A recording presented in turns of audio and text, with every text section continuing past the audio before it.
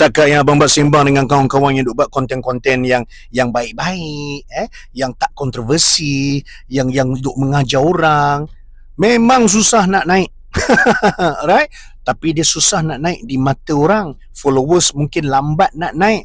Tapi yang paling penting adalah kita telah melakukan sesuatu yang Allah suka dan terus lakukan itu dengan niat yang betul. Nah, follower tak ramai tak apa, tapi yang penting adalah benda yang kita buat Allah suka, Allah redha, malaikat catat sebagai kebaikan dan moga-moga menjadi penerus kepada perjuangan Nabi Muhammad sallallahu alaihi wasallam.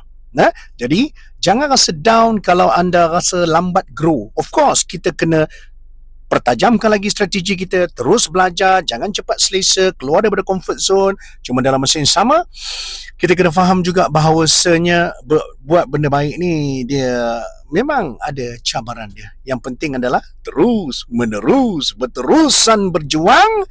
Moga Allah angkat ini dan Allah sediakan ganjaran yang terbaik. Apa?